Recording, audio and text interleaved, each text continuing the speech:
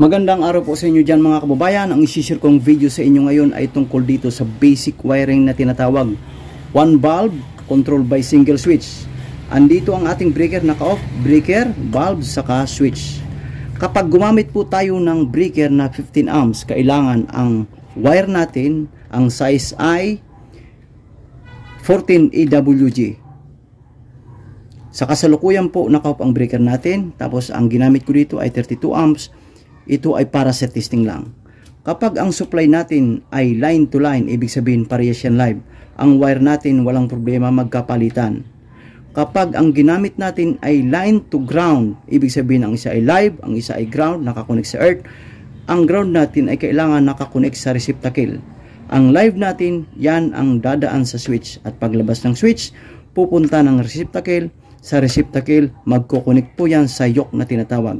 Kung ito ang receptacle natin, kukunik dyan galing sa switch, kukunik dyan ang live, dyan sa yoke. Tapos ang ground ay dito naman po nakakunik. Kapag line to ground po mga kababayan, kailangan ang breaker natin ay magkasama yan. Simultaneously na mag-o-off siya. Hindi pwedeng magkahiwalay. Dalawang fuse, ikakabit mo ang ground sa live. Hindi pwede yan mga kababayan ayon sa PEC. Kailangan breaker na magkasama. Breaker na maghiwalay, hindi rin pwede. Kailangan magkasama. Kapag ang supply natin ay line to ground or live to ground. Kapag live, dito sa switch. Kapag ground, dito sa receptacle.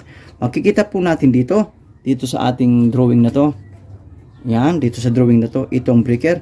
Ito ang switch ay naka-open. Naka-open siya. Kaya walang ilaw.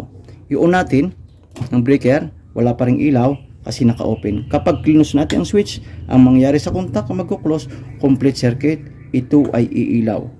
Kapag in-off natin, mag-open, so wala nang ilaw. Ganyan po ang function nito. One valve controlled by single switch.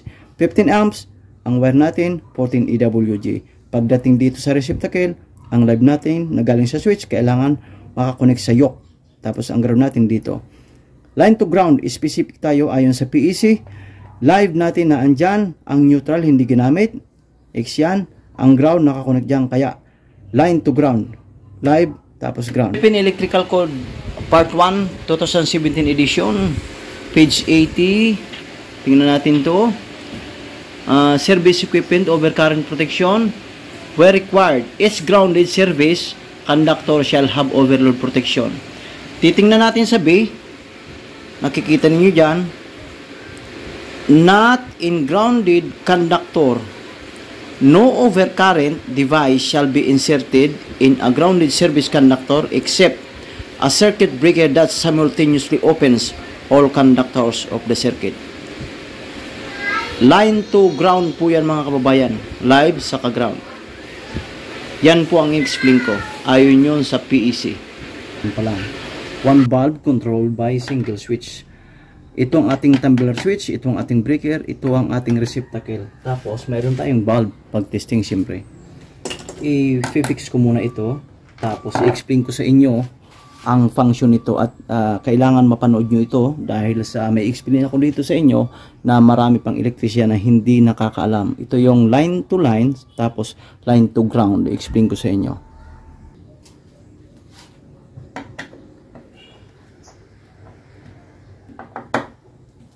Tapos, kung makikita ninyo itong receptacle natin, ito ay sinasalpak lang yung wire. Yan. Tapos itong switch naman, bubuksan natin para makita ninyo ang loob. Yan. Ganun din dito. Ang linya nito, let's say like this, open, tapos ganito, close. Ito magkakonekta kapag ganito, kapag nakaganito ay open. Tapos ang wire natin gagamitin pagdating sa lightings ay number 14. Pagdating sa breaker, depende sa load natin, pero ang ginagamit sa bahay ay 15 amperes. Ito ay 32 for testing purpose only. Okay? So pag magkakabit tayo, simpre laging naka-off. Tapos for the simulation, meron din tayong wire para sa aking pag-testing. Ito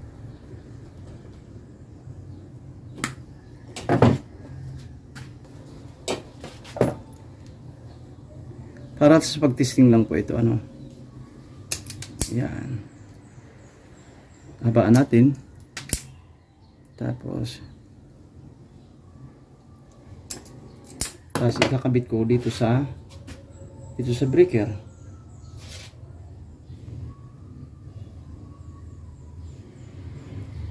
Simple lang, higpitan, luluwagan. Kapag mahigpit yan, luluwagan natin para may salpag ito.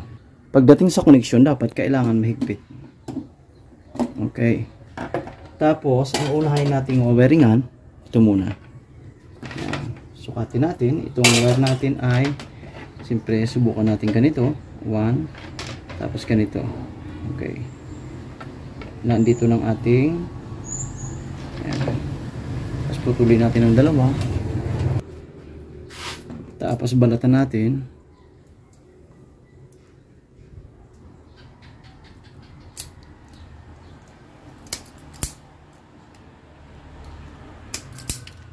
Dito rin.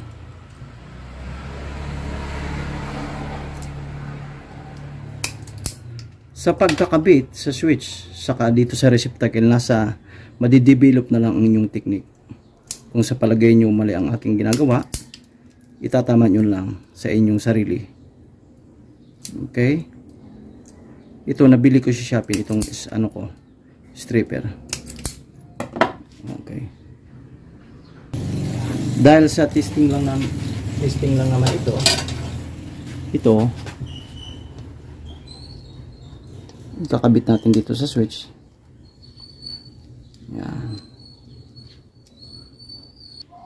Naikabit ko ng isa, pero pag kayong nagkabit, mas pag-iigihan nyo. Ito kasi testing lang naman. Ito naman ang ating screw par dito. Yan. Naikabit ko na, pero hindi siya ganun kaganda, no? Kasi sabi ko nga, ito ay testing lang naman natin. For tutorial only sa function ng one valve control by single switch.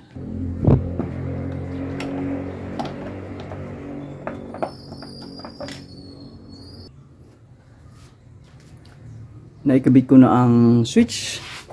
Tapos ilalagay natin ito.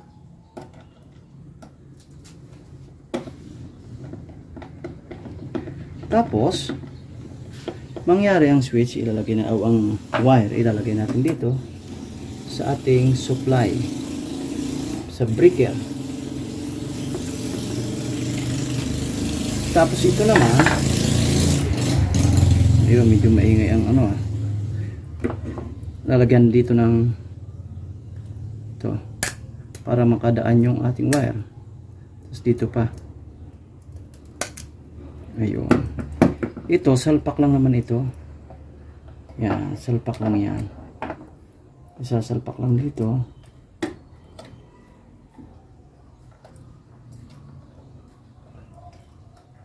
Yan, dyan lang yan, nakasalpak.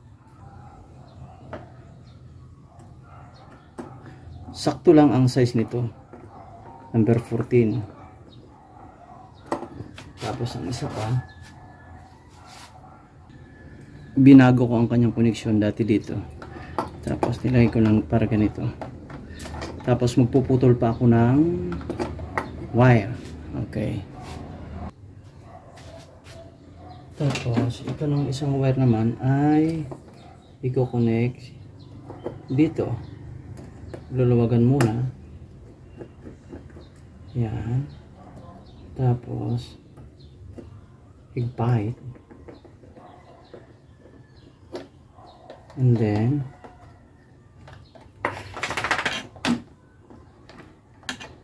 dito na, ayun, i-fix natin to.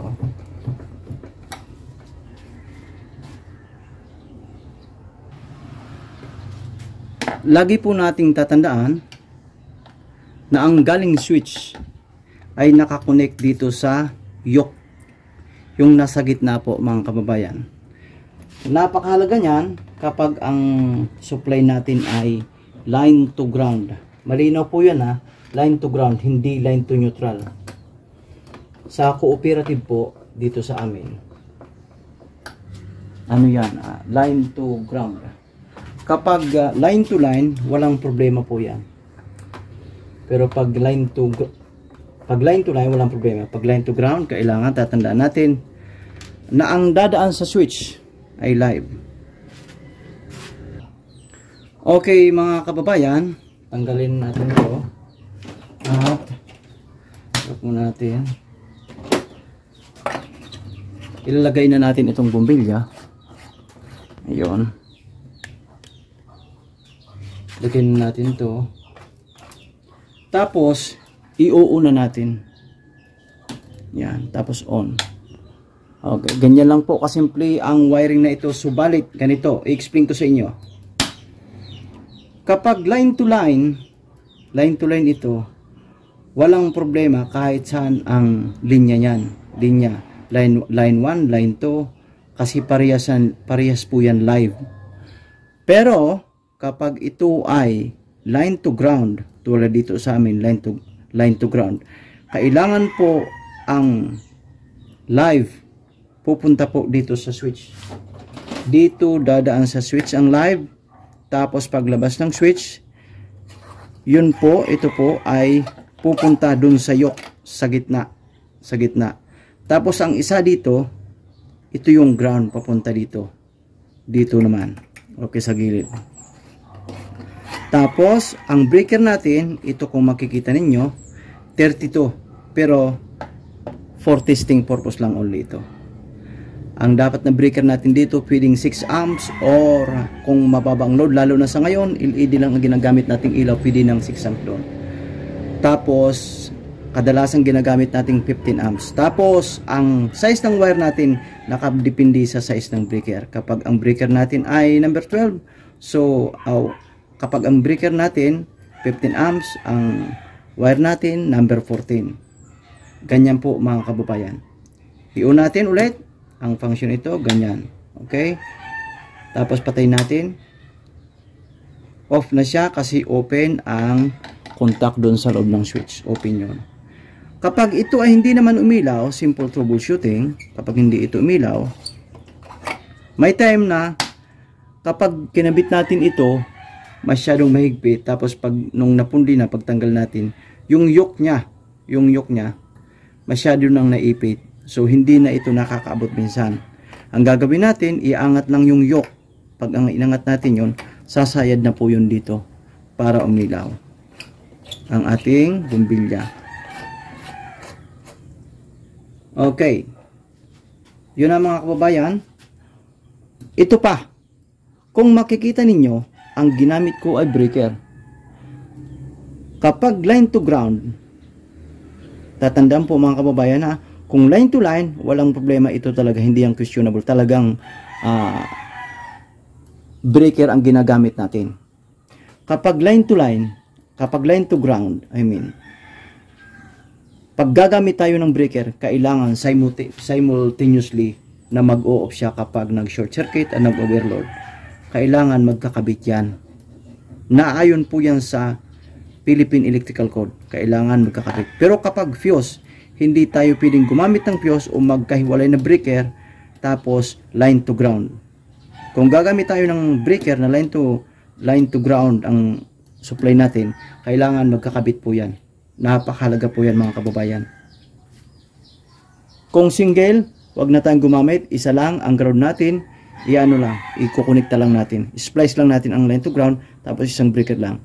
Pero kapag doble, kapag line to ground, kailangan ganyan para sabay siya mag-o-off. Alinman sa dalawa dyan, halimbawa ito ang nauna, kakabigin niya pa yung isa. Ito naman mauna, kakabigin niya pang isa. Kasi kapag fuse, tapos sinabay mo yung line to ground, hindi natin alam kung alin doon ang pwedeng maunang mag-trip. Maiwan ang isang linya. Kaya napakalaga pong tandaan yan. Hindi lahat po ng electrician ay alam yan. Line to ground, pwedeng gumamit ng breaker, pero kailangan ito ay magkasama. Maraming salamat po sa inyong panonood mga kababayan. Sa simpleng video na ito, sana may natutunan po kayo.